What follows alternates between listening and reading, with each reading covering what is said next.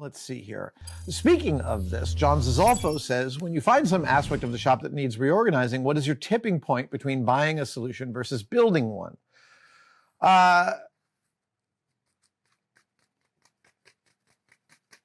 Okay. Assuming approximate equal monetary cost either way, what makes you decide one over the other for a given situation?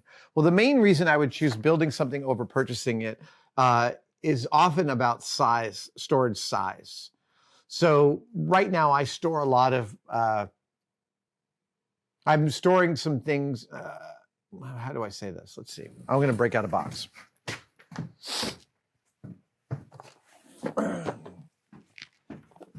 So I use these art bins. I have 5 or 6 of them. Yeah, I have 5 or 6 of them, and I use them for some various hat chemicals and shoe chemicals and leatherworking chemicals and stuff like that. And these are a fine solution because I can see what's going on inside of them. I like that aspect. But I'm also clear that, like, this doesn't perfectly fit everything I need in the chemical department. So at some point, I'm either going to find a bin that's taller, that allows me some bigger storage, or I'm going to come up with a more efficient solution. So efficiency is usually, for me, the tipping point between purchasing and buying a solution. I find that purchased solutions tend to not maximize the storage space as well as a customized piece, especially since I end up with all these shelves on the Z-axis that I'm going up. And again, space is at a real premium here. I've got one blank space over there that I got to take care of, that I could add some more stuff over to. And I definitely need to add about 10 more Sortimos to the collection in here. But again, it's a process. Buying a solution versus building one. It's not so straightforward too either, right? Like, some of the storage solutions can be expensive. I tend to like my storage solutions to have some uniformity to them. For example, I would guide you to the build I did for storing all my staples and brad nails for my automatic staplers. I like visually being able to see everything at once. So I prefer storage solutions that have some clear aspect to them, so I don't have to open everything up in order to see what's inside of it. My drawer game has radically changed over the last 10 years. I know I used to say that drawers are where things go to die, but I now feel like I love drawers, but really specifically for being able to have dedicated spaces for things that live together. So I made this set of 5 flat files to store all of my precise measuring equipment of every stripe.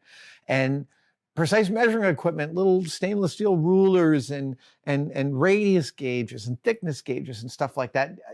For me, it doesn't work to have all that in a drawer.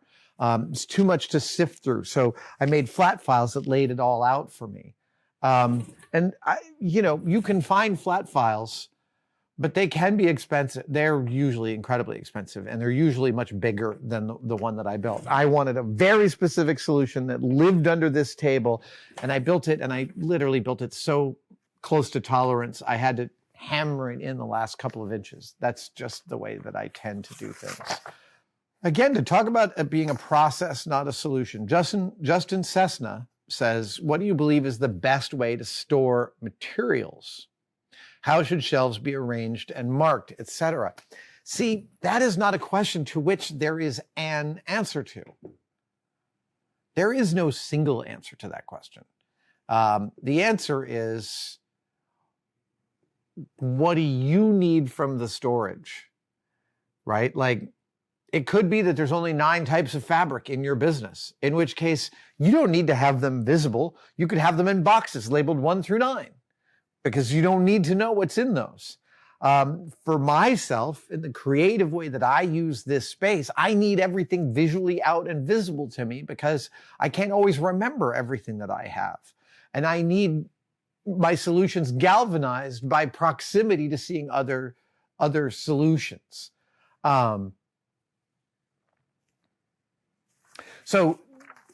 you're saying specifically storing materials, not tools. Again, it really matters about whether you're a turnkey operation, like maybe you're one of those folks that puts a coating on bathtubs in people's houses. Those are the kind of businesses in which you don't need the sort of material storage solutions I have. Upstairs in my loft, my fabric is all laid out in stacks so that I can actually see where the leather is and where the batting and stuffing is and where the twills and the synthetics. I have to have all that laid out for me because I'm often looking for a solution in the material.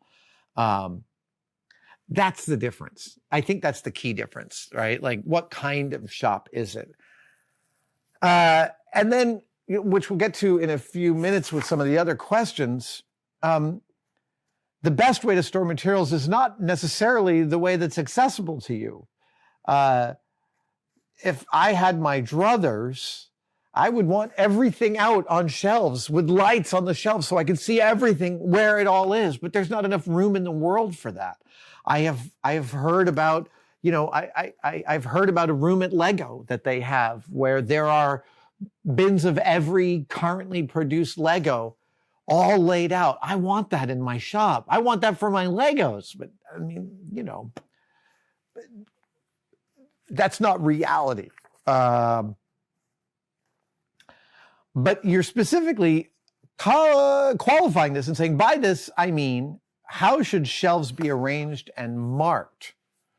I have gone through a bunch of different marking solutions over the years, and Tom Sachs gave me my all-time favorite, which is a whiteout pen on a dark background. I find I can see that. I'm just looking around. I can see, over here, carbide end mills, slitting saw blades. I can read the contents of my shelves and my tools from all the way across this room. I can look over there and see, yeah, that's where the wire sleeves are, and that's where the set screws live. Like, whiteout pen specifically this one, KUGELZ Correction Pen Premium. I have one of these in every pen holder in my life. I've got like 5 or 6 at the house, about a dozen here. I use them all the time. It dries instantly. You can write on oily tools and somehow it works. And that is my favorite method of marking. I have difficulty with label makers now for marking stuff for storage because oftentimes it's too far away for me to see with my normal glasses. I have to end up doing this kind of thing as I'm getting up close to stuff. I'm sort of like taking off my glasses and putting them on. So for me, the best way to mark stuff in my shop is with the clearest labels that I can see from the farthest away. And that's absolutely a Tom Sachs solution that I stole outright.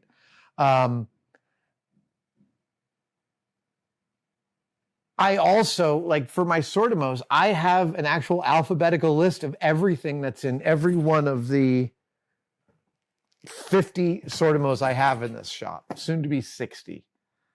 I have a cross-referenced alphabetized list. So what I mean cross-reference, I mean corks are both under R for rubber corks and also C for corks, comma, rubber. And I'm always modifying it. Whenever I look for something and I can't find it under the first thing I'm looking for, I make sure I'm going to add that to the next iteration of that list. And for stuff like the kind of hardware store I have stored in the Sortimos around the shop, that is a really, really key and important thing is that cross-reference. I go to it all the time. Thank you so much for watching. If you'd like to support us even further, you can by becoming a tested member. Details are, of course, below, but it includes all sorts of perks, and we're building them all the time. You get advanced word and behind-the-scenes photos of some of our projects. Questions, you get to ask direct questions during my live streams, and we have some members-only videos, including the Adam real-time series of unbroken, unedited shots of me working here in the shop. They are weirdly meditative. Thank you guys so much. I'll see you on the next one.